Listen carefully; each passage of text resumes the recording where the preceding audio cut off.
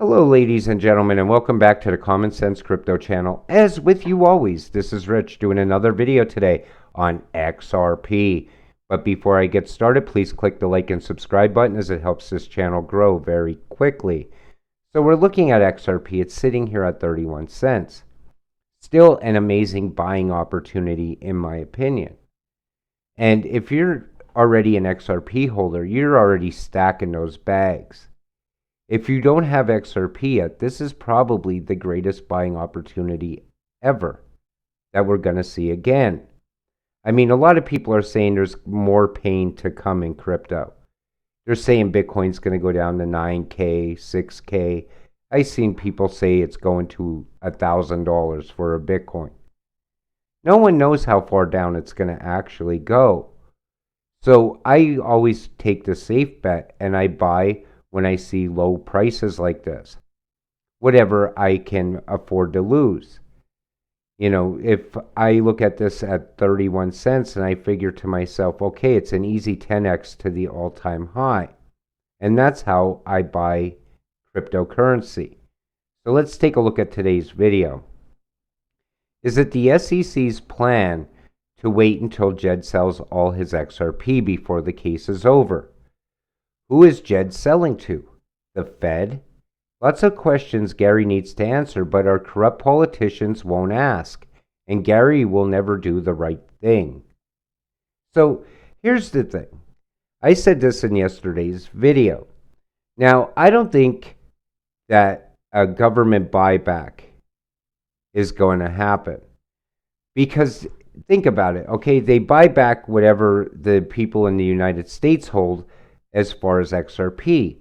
But there's a lot of XRP throughout the world. You know, there's XRP holders all over Europe. There's XRP holders in Mexico, I'm sure, and Canada and everywhere else. So think about it. If they do a buyback, would those people be included in the buyback? Would those countries be included in the buyback? It can happen. It doesn't make sense to me at all for a government buyback, but who knows? But wouldn't it be easier for the government to use the SEC through a settlement to get their hands on a whole bunch of XRP? It makes more sense to me. Then we see this. This is perspective. So in June of 2022, you were able to buy 3 XRP for 1 USD. Think about that, 3 for a buck. Okay, there's a cup of coffee. $1, you're paying at least $3, $4, $5 at Dunkin' Donuts. So if you did away with 1 cup of coffee, you could probably end up with 10 XRP. Now let's put it in even bigger perspective. So you get 3 XRP for $1, and XRP goes to $1,000, right?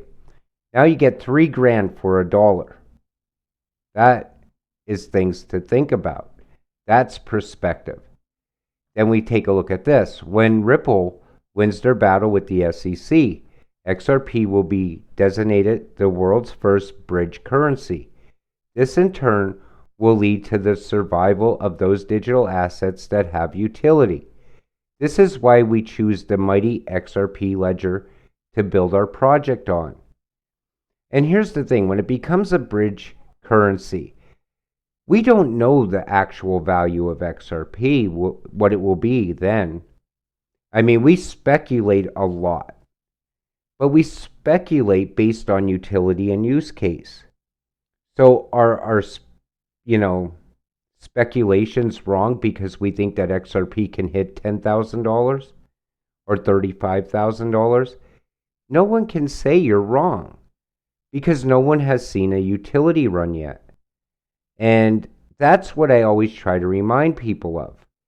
Before you go and say to someone, well, it can't get there because of market cap. But we're not basing things in the XRP community on market cap. We're basing things on utility and moving all the money.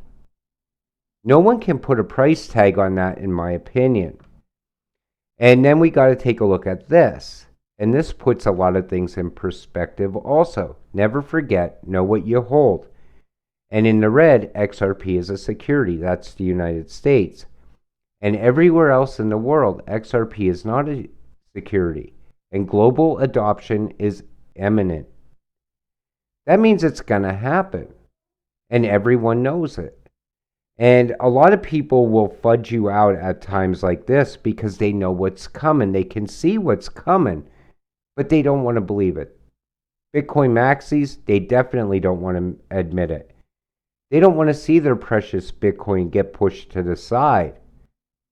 But as an XRP holder, you got to look at things like this. Now, Twitter went crazy when Brad Garlinghouse said if he loses the case, he's going to move outside the U.S.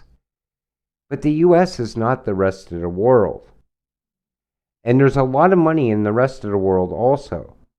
A lot of people seem to think that all the money is in the United States because that's the way people looked at it for years, because the U.S. dominated the entire world. But things are changing, and money is distributed throughout the rest of the world a lot more in these days. You know, people come here to the U.S. and work, and they send the money back home. A lot of people don't understand that. That's a lot of money being moved. Also, you got to look at the fact that in the rest of the world, XRP is getting adopted by bank after bank after bank after bank. And in the U.S., we're lagging behind. So now I believe it's a catch-up game, and I say that all the time on this channel. I said it in a lot of videos. The U.S. is going to play catch-up, and things are going to move quick. Has anyone here figured out who Jed McCaleb is selling his XRP to? The SEC Gov sued Brad Garlinghouse and Chris Larsen for selling theirs, but won't touch Jed. Makes me think he's selling to the U.S. Treasury or the Fed. And that's the thing. The government wants to get their hands on XRP. They look at it as an asset. And the thing is, this makes more sense to me. This is how the government can easily get their hands on a lot of XRP. And who knows, they might be getting it at rock bottom prices. I'm talking about the government. Maybe they're getting it at very low prices, even lower than what we're paying. We don't know. But that makes more sense than a Fed buyback to me. Can XRP move debt numbers back to zero? I believe yes, to all countries simultaneously at a fast rate a second to settle. And I don't know if they're talking about the national debt numbers. I'm going to speculate and say that's what they're talking about here. But think about it. A new financial system can remove all the debt, and we start at zero. New financial system, new debt clock. Maybe that's what is in store. But we still owe money to China. We still owe money all over the world. And I feel that you can't just erase debt. That would create, chaos, in my opinion.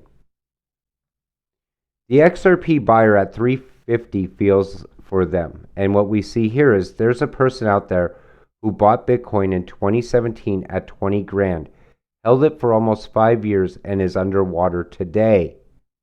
And that's how the XRP buyer, there's people that bought the top. We know that because it happens all the time.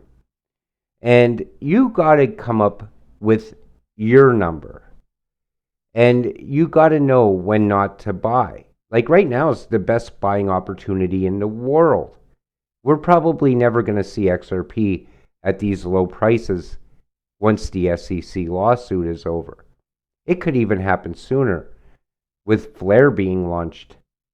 Maybe once Flare is launched, we start moving to the upside and you can't get these prices again. And you never want to FOMO in. In other words, when we're at all-time highs or getting close to all-time highs, that's not the time to buy. And do not believe that everything goes higher, because at some point it will stop. And then it'll come back down. And then maybe it doesn't make it back up to that to set a new all-time high. Then you're stuck in it because you're at a loss now. So you got to be smart when you invest. And that's probably, what happened here. People that bought XRP at $3.50, they're still not going to sell when it hits $3.50 again. Most XRP holders aren't going to sell at $100, but a lot will. People with strong stomachs will stay in it and hold strong because they know the next number is going to be higher. It might, a lot of people are waiting for 589. Other people are saying I won't sell below 1,000. Other people are saying they're not going to sell below 10,000. I think the people that bought at $3.50 and they're still holding XRP, I think they're still going to see profit. It's just a matter of time. Put your XRP on cold wallet and just wait this whole thing out. Do not stress. We are in the birthing stages of a new financial paradigm. Patience. And that's what I always tell you on this channel. Just sit back and wait. Don't stress yourself out. Don't look at this chart all day long. Because then you start getting second thoughts. You start doubting your investment. And the next thing that happens, you sell and you take a loss. Or you sell and then try to buy back in lower, and what happens? The price goes higher.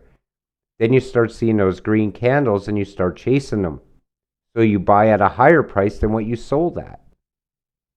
It doesn't make sense to do anything at this point except just be patient. With that said, I'm going to wrap up today's video. I want to thank you all for watching. We'll see you in the next one. Have a great weekend.